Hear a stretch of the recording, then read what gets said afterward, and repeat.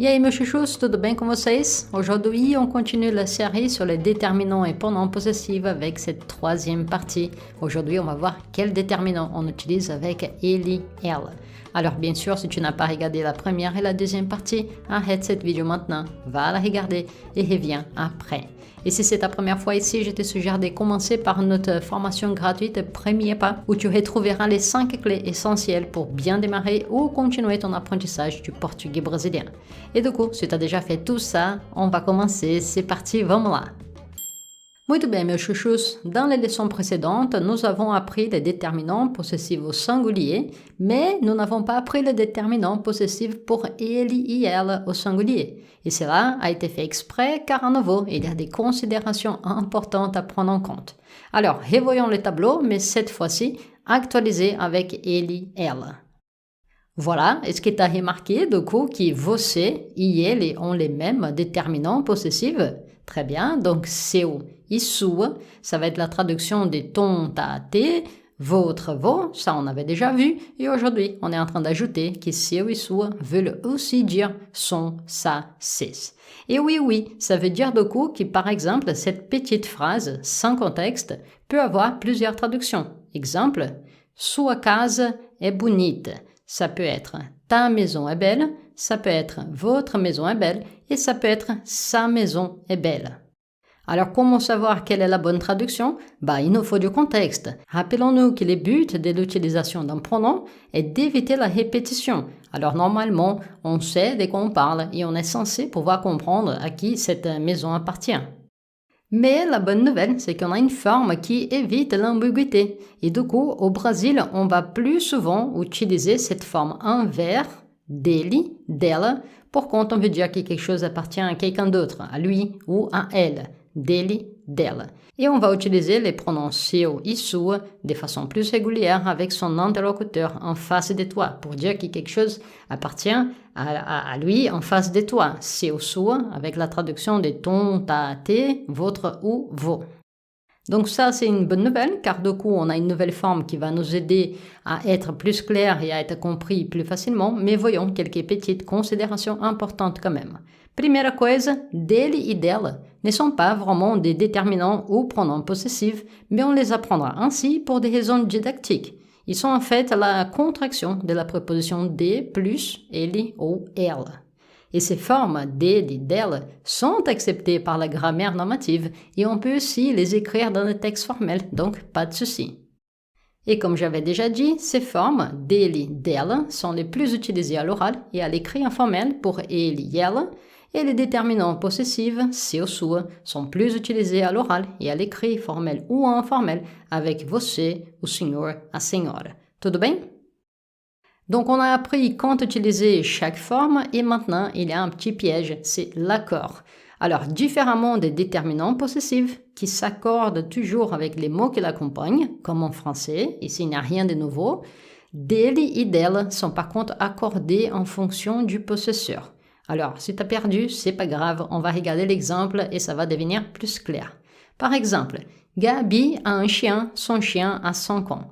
On va traduire avec la première forme. Gabi tem cachorro, o cachorro dela tem 5 anos. Gabi tem cachorro, o cachorro dela tem 5 anos. Donc ici, l'accord est fait en fonction du possesseur, et vu que le possesseur c'est Gabi, on va utiliser dela au féminin. La deuxième traduction, ce serait a Gabi tem cachorro, seu cachorro tem 5 anos. Seu cachorro tem 5 anos. Donc ici, l'accord est comme en français en fonction du mot qui l'accompagne. Vu que les mots qui l'accompagnent c'est chien, cachorro, on utilise seu au masculin. Mais du coup, vu qu'on vient de voir que dele et d'elle est beaucoup plus utilisé pour dire son, ça, qu'est-ce qu'on va garder en tête? Que seu et sua, on utilise avec la personne qui est en face, et dele et d'elle, on utilise pour parler des gens qui sont à droite ou à gauche. Quelque chose appartient à lui ou à elle. Donc si j'étais toi, j'oublierais l'option B et je m'entraînerais avec l'option A, et c'est ce qu'on va faire maintenant. Et donc, pour vous aider à former cette phrase sans se perdre, il y a une petite astuce que tu peux faire. Au lieu de dire son, ça, tu vas penser à la chose à lui ou la chose à elle. Par exemple, Pedro a un ordinateur, son ordinateur est neuf. Si on s'arrête là, on aura tendance à vouloir traduire par seu computador é novo. Mais, comme on avait dit, ça c'est beaucoup moins utilisé, même si c'est toujours correct. À la place, qu'est-ce qu'on va faire? On va changer vite fait en français pour se rappeler comment faire cette phrase en portugais. Et on va dire, l'ordinateur à lui est neuf. Et comme ça, on traduit littéralement et on dit, o computador dele é novo. O computador dele é novo. Et bien sûr, ça c'est juste une petite étape au début pour t'entraîner. Et une fois que tu t'es bien entraîné, tu vas automatiser et tu vas plus devoir réfléchir comme ça. Mais tu vois l'idée? Voyons un deuxième exemple. Fernanda a 2 amis brésiliens. Ses amis brésiliens habitent au Brésil. Donc, si on traduit ses amis brésiliens directement, la tendance, c'est de dire seus amigos, mais non, on veut travailler dele et d'elle. Du coup, on va reconvertir cette phrase, on va dire les amis à elle habitent au Brésil. Et du coup, on traduit littéralement os amigos dela moram no Brasil. Os amigos dela moram no Brasil. Alors bien sûr que je sais qu'on ne parle pas comme ça en français, les amis à elle et tout ça, mais c'est juste une petite forme pour t'aider à structurer cette phrase en portugais, ok? Donc maintenant qu'on a appris quand utiliser chaque pronom et qu'on sait comment l'accorder, ça y est, on va pratiquer. Je vais lire une phrase en français, tu mets pause dans la vidéo, tu traduis cette phrase et puis tu vérifies si tu avais eu la bonne réponse et tu profites pour pratiquer en répétant ensuite la prononciation, c'est très important. C'est parti, letra A. Il a 2 chiens, ces chiens sont grands. Como dit-on ça en português? C'est parti. Ele tem 2 cachorros, os cachorros dele são grandes. Os cachorros dele são grandes. Donc, dele s'accorde avec les possesseurs, ele, et voilà, très bien.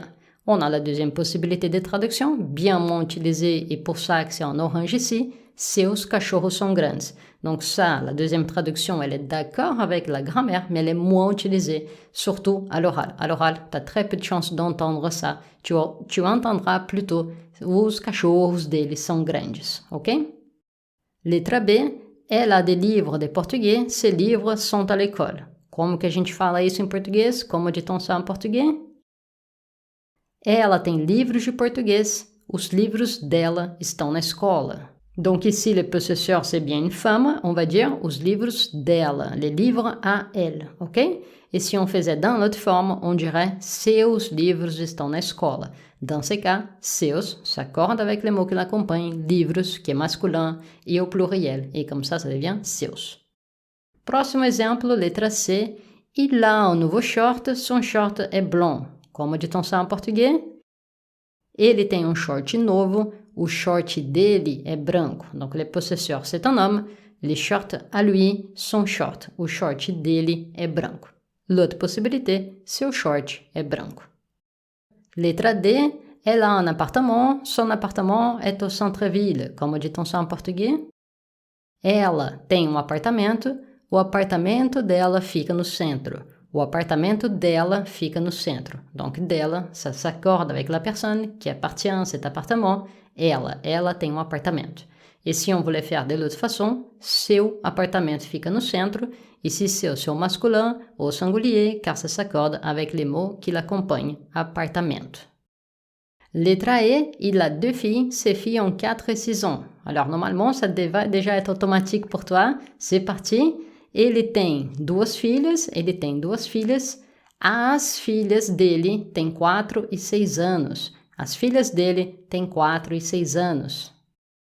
L'autre possibilité, suas filhas têm 4 et 6 ans. Mais comme j'ai déjà répété 7 fois, je répète une 8e juste pour être sûr, cette forme, en indiquant une 3e personne, une autre personne, ses filles, suas filhas, elle est très très peu utilisée à l'oral. C'est pour ça qu'on s'entraîne avec la forme en verte. Et en plus, je confirme l'information, c'est aussi accepté par la grammaire, donc on peut l'écrire partout et il n'y a pas de souci. Et du coup, dernier exemple, lettre F. Elle a une réunion, sa réunion commence à 9h, on dit en português. Ela tem uma reunião, a reunião dela começa às 9 horas. A reunião dela começa às 9 horas. Donc la réunion aqui, à elle, la réunion à elle ou sa réunion, voilà, on le sait. Et juste pour comparer, finalement, j'ai laissé un petit dernier exemple avec les possesseurs en face, donc tu as une histoire à raconter, ton histoire est drôle. Ici, par contre, c'est où on va utiliser seu et sua, que c'est bien accordé, que c'est correct selon la grammaire et que c'est aussi la façon comme on parle. Tu veux dire que quelque chose appartient à la personne qui est en face de toi, avec qui tu parles, du coup, tu vas dire seu, sua. Você tem uma história para contar, sua história engraçada, sua história engraçada. Donc, qu'est-ce que tu vas garder de cette leçon? Bah, que tu utilises seu e sua avec la personne en face de toi pour dire que quelque chose appartient à cette personne et tu vas utiliser dele et dela quand tu veux dire que quelque chose appartient à une personne d'autre, à elle ou à lui à côté, ok? Donc voilà, nous sommes arrivés à la fin de cette leçon. Je pense que c'est très clair maintenant. Et il n'y a rien de mieux maintenant que la pratique pour automatiser ça. Donc vas-y, fais quelques phrases, entraîne-toi et on se voit dans la prochaine leçon où on va voir tout ça maintenant au pluriel. Et bien sûr, si tu as bien compris jusqu'à là, le pluriel, ça va être très facile. Beijinho para vocês e até a próxima aula. Plus de leçons comme celle-ci et les matériels de support sont disponibles dans Cafezinho Brasileiro. Cafezinho Brasileiro est notre cours complet de portugais brésilien pour les débutants et les intermédiaires. Tu y retrouveras plus de 50 leçons progressives pour les débutants avec les matériels de support et d'entraînement et pour les intermédiaires des leçons de portugais en portugais pour continuer à apprendre et à développer ton portugais brésilien. Plus d'infos sur Cafezinho Brasileiro dans la description de cette vidéo.